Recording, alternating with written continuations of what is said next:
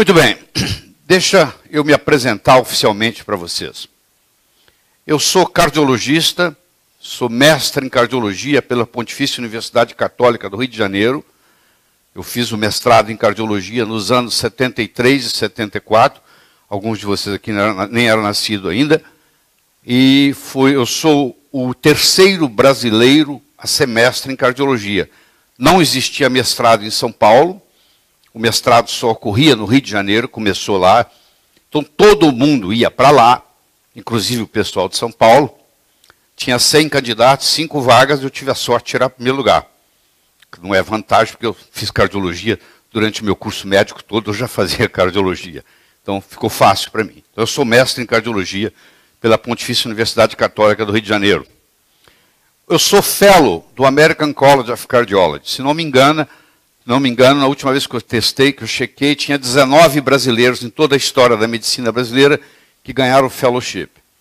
Não é você pagar anuidade. Você tem que provar para o American College of Cardiology que você fez uma contribuição substancial para a cardiologia mundial. Existe um índice eletrocardiográfico na fase aguda do infarto do miocárdio que tem meu nome, índice de Ribeiro. Então, desde 1983, eu sou fellow do American College of Cardiology. Eu sou nutrólogo pela Associação Brasileira de Nutrologia e pela Associação Médica Brasileira. É um curso de 1 ano, de especialidade. Você vai, faz o curso, faz a prova e ganha o título de especialista. Nós somos 1.041 nutrólogos no Brasil hoje. Eu quero começar dizendo que as estatinas foram lançadas no mundo em 1987. Eu fui diretor médico da Merck Sharp & Dohme até 1985, nos Estados Unidos. Um remédio para ser desenvolvido, ele gasta 8, 9 anos. Então eu participei do lançamento das estatinas no mundo. Porque o primeiro país a lançar estatina foi os Estados Unidos, a primeira empresa foi a Merck, e eu era diretor médico da Merck nos Estados Unidos. Então eu conheço muito bem o assunto, certo? Quando foi lançado, em 87, foi lançado o Mevacor, que é a lovastatina, eu já trabalhava na Ciba Corporation, mas até 85 eu participei do desenvolvimento disso. Então nós vamos conversar sobre as estatinas, que é altamente polêmico. Vamos conversar sobre o iodo, que é mais polêmico ainda. Você vai ter críticas severas dos colegas quando você começar a usar iodo abundantemente. Você vai entender por que vem as críticas. Nós vamos conversar sobre o sal, que você vai ter uma surpresa muito agradável, porque você acha que sal causa hipertensão. E você vai aprender que cloreto de sódio causa hipertensão, não é sal. Sal e cloreto de sódio não são sinônimos. O sal integral, você vai ver que normaliza a pressão arterial. Paradoxo para muitos. Eu vou explicar por quê. E, finalmente, nós vamos conversar sobre o uso, a aplicação da vitamina B12 em várias patologias. Uma coisa sem nenhum efeito colateral, zero. Não tem jeito de se intoxicar ninguém com vitamina B12 na vida. Relativamente barato, muito simples de fazer. E você vai ter efeitos espetaculares. Então, esse é o nosso esquema de hoje. Então, nós vamos começar por que usar. Talvez o título mais apropriado seria Por que não usar estatina. Há livros na literatura falando mal da estatina, tem de montão. Você pode estudar o que você quiser, entrar na literatura, é o que não falta. O mais recente, mais interessante, foi publicado mês passado pelo Dr. Steven Sinatra, que é um dos cardiologistas mais famosos que tem nos Estados Unidos, extremamente famoso. Ele que desenvolveu a chamada cardiologia metabólica, que vocês vão discutir comigo no futuro aqui. E ele e o Dr. Baldwin, Johnny Baldwin, que eu já tive a oportunidade de trazer ao Brasil, já veio falar num dos meus congressos. Eu tive agora com os dois em Las Vegas, no mês de dezembro, e eles estavam lançando esse livro, o grande mito, o mito do colesterol, que na realidade é um mito. Vou provar isso para você hoje. Mas a maior autoridade do mundo nesse assunto é o Dr. Ulf Ravenscow.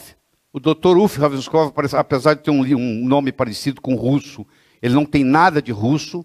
Ele é dinamarquês, ele nasceu na Dinamarca, ele trabalhou muitos anos na Suécia, ele dedica os últimos 20, 30 anos sobre colesterol. Ele tem o melhor livro de colesterol que tem na literatura. Esse livro aqui tem quase 1000 páginas, é extremamente caro, mas é um livro que é o melhor livro que existe sobre o assunto. A Barbara Roberts, que também sofreu os problemas da estatina nela própria, no marido, para ser mais especificamente. E ela escreveu um livro espetacular sobre o assunto, também é um que eu recomendo, vai estar aí nos seus slides. Então é esse assunto que eu quero conversar com você com relação às doenças cardíacas, que vai mudar o seu paradigma e você vai ter subsídio para discutir isso com seus colegas. Mas de tudo isso que eu falei para você, o que sobra na mente dos médicos e dos pacientes e da maioria dos cardiologistas é que o colesterol é que conta.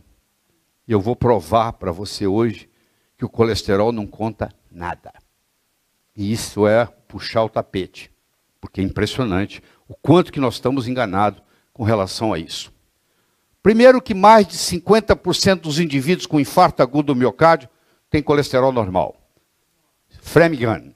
Framingham é uma cidade que fica 40 milhas de Boston, no estado de Massachusetts. Eles pegaram praticamente todos os habitantes de Framingham. Em 1948, e até hoje continua o estudo de Framingham. É o estudo epidemiológico mais bem acompanhado que existe no mundo. Esses fatores de risco que você conhece, todos vieram dos dados de Framingham. Já estão nos netos daqueles que começaram. Continuam estudando aquele pessoal. Então, nos dados de Framingham, em torno de 60% dos pacientes infartados tem colesterol normal. Tem colesterol, tem LDL de 150, para você ter uma ideia. Como pode uma tese ou teoria não explicar mais de 50% das exceções? Se colesterol, estou começando bem simples, tá? Estou começando simples, nós vamos complicar isso. Mas vamos começar bem simples. Como que uma regra não explica mais de 50% das exceções? Se é tão importante, por que mais de 50% dos pacientes infartados têm colesterol normal? Então eu quero compartilhar com você o pensamento da maioria dos cientistas sérios no mundo hoje sobre a chamada teoria. É teoria, porque nunca ficou provado que colesterol causa qualquer problema no coração. Não está provado, isso é uma teoria que alguém desenvolveu.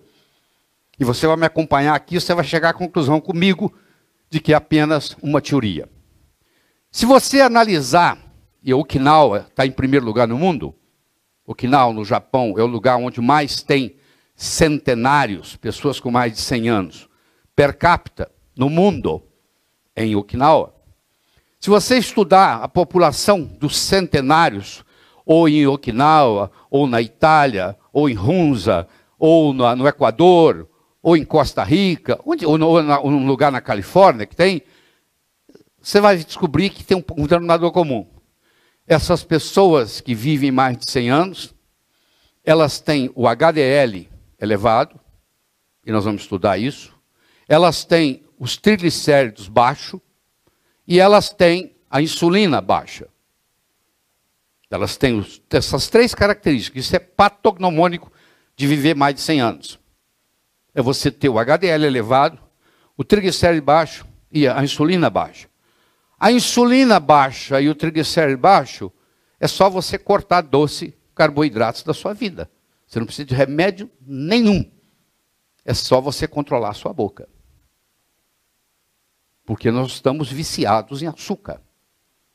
O açúcar vicia. Se você colocar um montinho de açúcar, um montinho de cocaína e soltar um camundongo, ele fica no açúcar. Vicia ele mais do que a cocaína, pra você ter uma ideia. Vicia ele mais do que a heroína. Quer dizer, nós somos viciados, vocês são viciados em açúcar. Essa é a grande verdade. Quando eu digo açúcar, não é só açúcar, açúcar. É o pão, é o bolo, é o pastel, é a massa. Tudo isso termina em carboidrato no corpo. Bom, Então, o meu trabalho aqui com você hoje é provar para você, eu vou provar para você que colesterol é mocinho.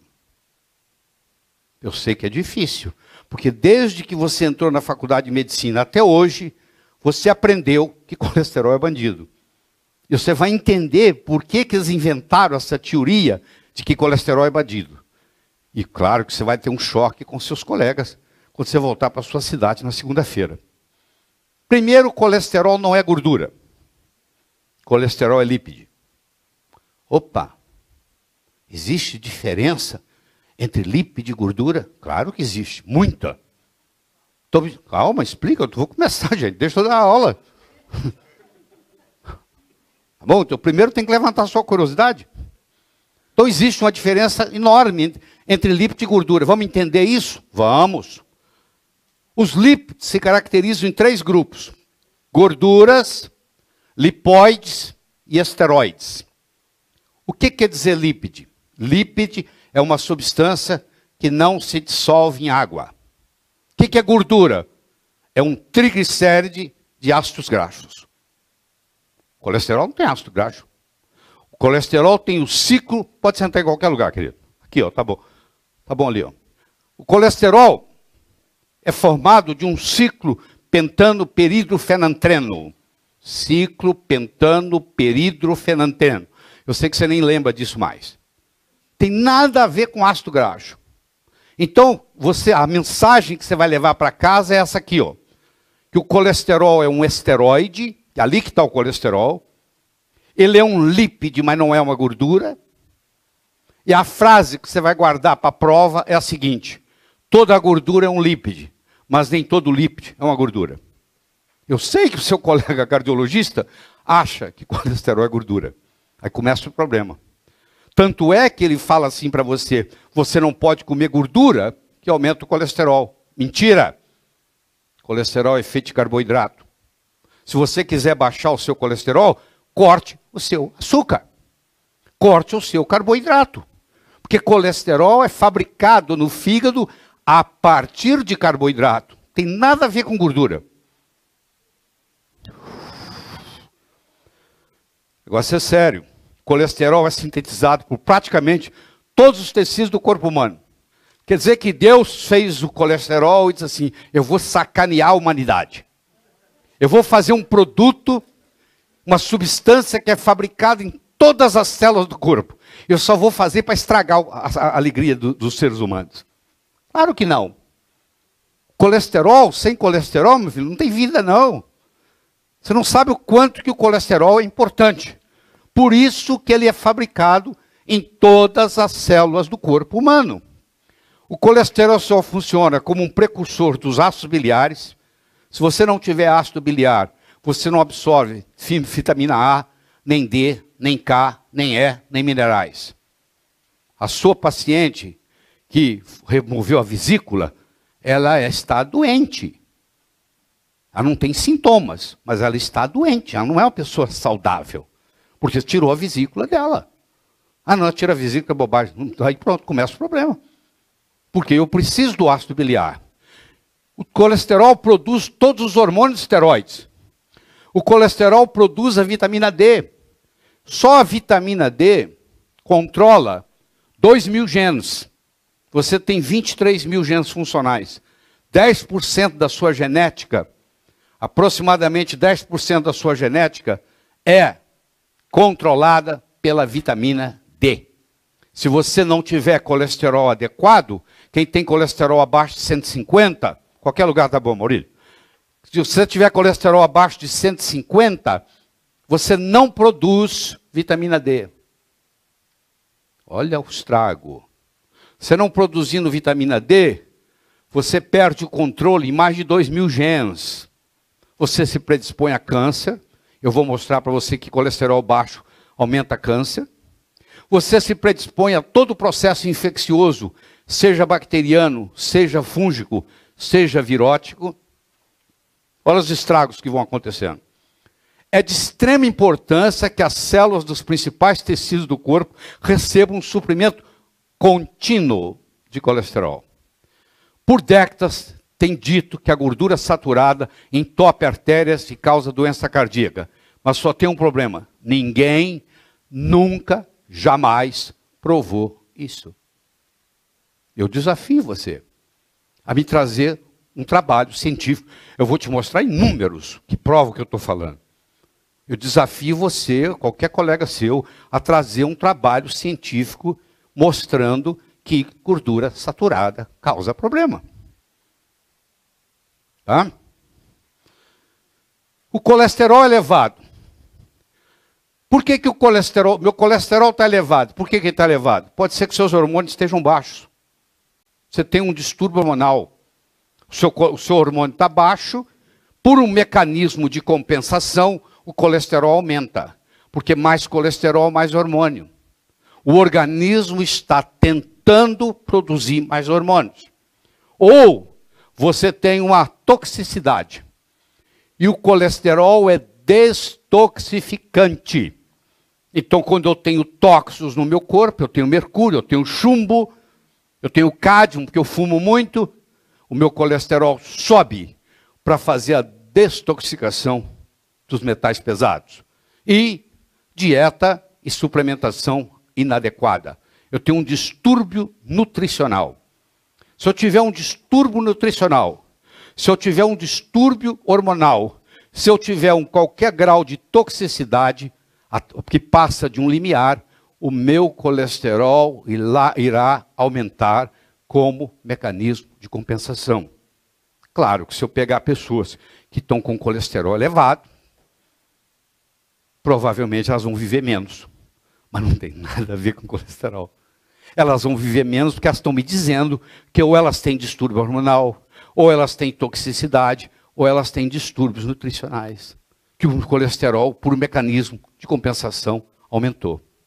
Então vamos entender isso aqui. O senhor hoje vai sair daqui sem nenhuma dúvida, te garanto. Vamos pegar o acetil-CoA. Muita coisa começa do acetil-coenzima A. Entre elas o colesterol. O acetil-coenzima A, ele vira o HMG-CoA. Hidroximetilgliceril-coenzima A. Que vira o mevalonato. Que vira o farnesil-pirofosfato. Que vira o esqualeno, que é anticâncer. Que vira o coenzima Q10, que o seu coração e o seu cérebro não conseguem funcionar bem, e os seus músculos. O coração, os músculos e o cérebro não funcionam bem sem coenzima Q10. Guarda essa. E o dolicol. E o esqualeno que vai formar o colesterol. Como nós sabemos, o dolicol, ele trabalha na membrana do retículo endoplasmático, na organela, extremamente importante para a funcionalidade da célula. O coenzima Q10, se não tiver coenzima Q10, não tem energia. Se não tem energia, não tem vida. Quando eu baixo o colesterol de uma pessoa, eu também estou baixando o coenzima Q10 dessa pessoa. Ela vai ter menos disponibilidade energética na vida. Ela vai ficar mais cansada, sem energia. O cérebro dela vai funcionar pior, porque sem coenzima Q10 o cérebro não funciona, etc, etc, etc. O esqualeno absorve hidrogênio e libera oxigênio, fundamental no processo da revitalização celular. E o colesterol em si está em todas as membranas celulares, produz a vitamina D, produz os sais biliares e produz todos os hormônios esteroides. Todos os hormônios. Então, se eu inibir essa enzima aqui, 3-hidrox-3-metilglutaryl-CoA, que as estatinas inibem, eu vou. Você lembra que eu falei? Se você inibir uma enzima ou inibir um receptor, você está procurando problema. Então, na hora que eu inibo isso aqui, tudo isso aqui cai. Antes do colesterol cair, cai o coenzima Q10. Antes do colesterol cair, cai o esqualeno. Antes do colesterol cair, cai o dolicol. Aí os problemas começam. Vocês vão ver quais são esses problemas. O colesterol oriundo da dieta alimentar desempenha um importante papel na manutenção da saúde da parede intestinal. Os chineses já diziam, toda doença, toda saúde começa e termina no intestino. Ora, se eu não tenho colesterol suficiente na minha dieta, eu começo a ter distúrbio intestinal. Eu começo a desenvolver hiperpermeabilidade intestinal. Colesterol não é gordura, e sim um lípide. Colesterol é sintetizado no fígado a partir de carboidratos e não de gordura. Você quer baixar seu colesterol? Pare de comer açúcar. Pare de comer pão. Pare de ingerir massa. Porque seu colesterol vai baixar. Não precisa de remédio, não. É só cortar os carboidratos que acaba. Agora, se eu corto a gordura, eu tenho que comer alguma coisa. Aí eu vou comer açúcar, eu vou comer carboidrato. Você não pode comer gordura. Ah, eu não posso comer gordura. O que sobrou para mim? Ah, sobrou para ser proteína, mas não come muita proteína, não, por causa do fígado, do rins, hein? Os rins, tá? E muita proteína da osteoporose, não come não. Ah, então sobrou o quê? Sobrou carboidrato. Aí eu vou ingerir carboidrato, meu colesterol vai subir mais ainda. Aí eu tenho, por isso que eu tenho que tomar o remédio, né? Porque agora eu tenho colesterol alto. Causado pelo médico. Tá bom? Os sais biliares são necessários para a absorção de gorduras essenciais, vitaminas A, D, E, K, minerais. A vitamina D é proveniente do colesterol, diretamente. Diretamente. O colesterol é incorporado no interior de todas as camadas da parede celular e na bainha da mielina. Se você não tem mielina, você imagina a eletricidade na sua casa com os fios desencapados. Começa a dar curto-circuito. O cérebro é a mesma coisa. Mais de 70% do cérebro é colesterol. É gordura. A gordura é lípide. Mais de 70% é lípide. Quando cai o colesterol no cérebro, você perde a sua capacidade de raciocínio. Você vira um zumbi. Como tem muitos aí que você conhece. São zumbis. Ah, o cara tem 60 anos de idade e está velho. O colesterol é necessário para a ação normal da circulação dos linfócitos T e B. Parte fundamental do sistema imune. Se eu tenho colesterol baixo, eu não tenho defesa imunológica. Qualquer lugar que eu vou, eu gripo. Qualquer lugar que eu vou, eu pego infecção. Que é o que está acontecendo. E as pessoas vão para o hospital e morrem. Porque os antibióticos agora, as infecções são resistentes aos antibióticos. Colesterol é tão importante para a vida que 80% a 90% é produzido pelo próprio corpo, principalmente pelo fígado, sem depender da fonte externa. Ele é tão fundamental que quem criou o mundo disse assim, ó, isso aqui não pode faltar. Não podemos depender da dieta. Nós temos que fazer o corpo produzi-lo. É tão importante que o corpo tem que produzir. 90% do colesterol que você tem é produzido no seu fígado. Claro que usa a matéria-prima, usa o carboidrato que você ingeriu e fabrica no fígado.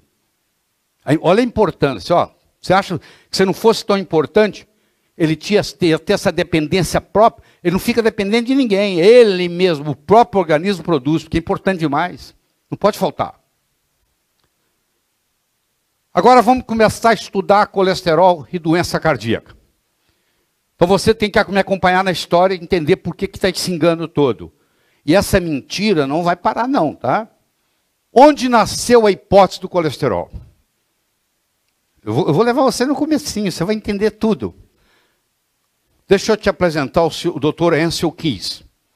O Dr. Ancel Keys era um fisiologista de Minnesota, de Minneapolis. E ele fez um estudo chamado Estudo dos 7 Países, que eu vou mostrar daqui a pouco para você. Quando o Dr. Ancel Keys fez o estudo dos 7 países e mostrou que se você colocar gordura aqui e você colocar doença cardíaca aqui, o estudo era assim, ó. Ou seja, quanto mais gordura o país ingere, mais doença cardíaca. Quanto mais gordura, mais doença cardíaca. Quanto mais gordura, mais doença cardíaca. Quanto mais gordura, mais doença cardíaca. Um estudo epidemiológico, de observação, de que os 7 países que ele estudou, quanto mais o país ingeria de gorduras saturadas, maior era a incidência de doença cardíaca. Ele então estabeleceu essa hipótese. Vamos me acompanhar. Só que, quando o Dr. Ancel Keys lançou o estudo dos 7 países, um indivíduo da Inglaterra, professor, Dr. John Yudkin, disse o seguinte: primeiro, isso não é por causa da gordura, isso é por causa do açúcar. Porque quem come mais gordura acaba ingerindo mais açúcar. Ele tem que fazer análise com açúcar também. Porque pode ser a gordura, pode ser o açúcar. E, na época que ele publicou 7 estudos, 7 países, ele tinha dados de 22 países. Ele selecionou 7 que funcionavam na teoria dele. E deixou os outros 15 de fora. Eu vou mostrar para você que se você incluir os outros 15, a hipótese é exatamente o contrário. Quanto mais gordura você comer, menos doença cardíaca você tem e menos você morre do coração. Quando o Dr. Ancel Keys publicou isso, logo em seguida, ele publicou em 51, 2, não sei, 52 eu acho, a Organização Mundial de Saúde organizou uma comissão na patogênese da aterosclerose. E ele foi convidado para participar. Você imagina, ele foi lá e explicou a teoria dele para o pessoal. Em 1961, o governo americano entrou na jogada. George McGovern era um senador. E ele queria revolucionar a alimentação nos Estados Unidos. E ele convidou o pessoal que fez parte dessa comissão para ajudá-lo. Nós já estamos em 61, 7 anos depois. E ele fez um trabalho enorme para convencer a população americana de que deveríamos comer menos gordura. Tá? A adoção do mito do colesterol pelas principais organizações e pelo governo tiveram um componente político importantíssimo. Teoria da dieta cardíaca. Infarto do miocárdio é a principal causa de morte nos Estados Unidos. Infartos do miocárdio são causados por placas de colesterol nas artérias coronárias. Isso é que a teoria acredita. As placas são causadas por níveis altos de colesterol no sangue. Uma dieta gordurosa alta em colesterol aumenta os níveis sanguíneos de colesterol, levando ao infarto do miocárdio e morte. É isso que é a teoria que nós temos aí. E baixando o colesterol, baixa o risco. Olha a teoria toda montada. Você vai ver que não resolve nada. Eu vou lhe provar, eu vou lhe mostrar todos os estudos importantes, vou te mostrar que não vale nada. Está aí para qualquer um ver. Qualquer um ver. Então a teoria está aqui, ó.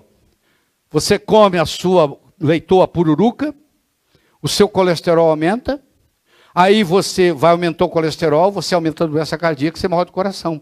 Você não pode comer gordura. Você não pode comer ovo. Ovo tem colesterol. Tem 300 miligramas de colesterol na gema de um ovo. Você não pode comer ovo. Ontem eu comi 8. Tenho 68 anos de idade. Não? Tem 25 anos que eu como ovos todos os dias. 3, 4, no mínimo 5. Piada. A teoria da dieta cardíaca, então, iniciou-se no século XIX, foi enfatizada e publicada nos anos 50 e 60. A Associação Americana do Coração, American Heart Association, o Departamento de Saúde, o Instituto de Saúde de Sangue, Heart, Lung and Blood, de sangue, pulmão e coração, começaram a dar o quê? Dinheiro para pesquisa. Não, vamos pesquisar, vamos estudar o quanto que o colesterol prejudica e etc. e tal. Em 1980 ficou estabelecido um dogma médico, com aceitação do público em geral. Se você é católico, apostólico, romano, na religião católica tem um dogma. É o dogma da Virgem Maria. O dogma é assim, ó. A Virgem Maria deu à luz a Jesus virgem. Se você não acreditar nisso, você não pode ser católico. Por quê? Porque isso é o dogma. É o dogma da religião católica. Ou você acredita que a Virgem Maria é virgem, ou você não pode ser católico. Isso é um dogma. Dogma religioso. Nós não podemos ter dogmas médicos. Porque nós não somos religião. Medicina é ciência. Medicina não é dogma. Mas o trabalho foi feito de tal jeito que todas as vezes que eu me propus a fazer uma apresentação como essa, em um congresso, aquela instituição nunca mais me convidou. Nunca mais me convidou. Entendeu? Porque eles sabem que eu vou mexer com tudo. Eu vou mexer com o ganha-pão de todo mundo. E você vai me acompanhar. Nós estamos só começando. Quando eu chegar no final aqui, você vai falar assim, agora eu entendi pela primeira vez que nós somos enganados nos últimos 40 anos. Aí você vai mudar a sua alimentação. Aí a sua saúde vai melhorar. A sua disposição vai melhorar, a sua energia vai melhorar, a sua capacidade de raciocínio vai melhorar, a sua produtividade vai aumentar. Entendeu? Olha ele aí, ó. O Dr. Ansel Keys foi capa da revista Time, é o grande papa, o grande guru da nutrição. 40 anos de erro graças a esse cara aí, ó. Graças a ele. Ele que errou. Ansel Keys apresentou uma comparação entre taxas de gordura ingerida e mortalidade por doença cardíaca em 7 países. Estados Unidos, Canadá, Austrália, Inglaterra, País de Gales, Itália e Japão. Aqui isso tudo. Olha que bonito. O Japão não ingere quase nada de gordura. Também não tem ninguém que morre do coração. Os Estados Unidos é o país que mais ingere gordura. O pessoal morre do coração. Então, aqui, ó, 7 países aqui, ó. Porque na realidade ele tinha 22 países. Ele só usou os 7 que satisfazia ele. No entanto, em 3 países, Finlândia, Grécia e Iugoslávia, que ele não usou, a correlação não era percebida. A Finlândia Oriental teria 5 vezes mais ataques fatais, 2 vezes mais, e 2 vezes mais doenças do coração que a Finlândia Ocidental, comendo a mesma quantidade de gordura. Jacob Yorskam, de Berkeley, em 1957, publicou um artigo mostrando que havia estatística disponível para 22 países. E se todos fossem usados, a hipótese da dieta cardíaca não se sustentava. Pelo contrário, seria o oposto. Os primeiros 4 ensaios clínicos, comparando a incidência de doença cardíaca com a dieta baixa em gordura e alta em carboidratos, o estudo de Honolulu, o estudo de Porto Rico, o estudo de Chicago, e o Framingham, que é o estudo epidemiológico mais importante que o mundo já teve, não mostraram nenhuma evidência de benefícios se você parar de comer leitoa pururuca. Não mostraram. Mas não interessa, eles não querem ver.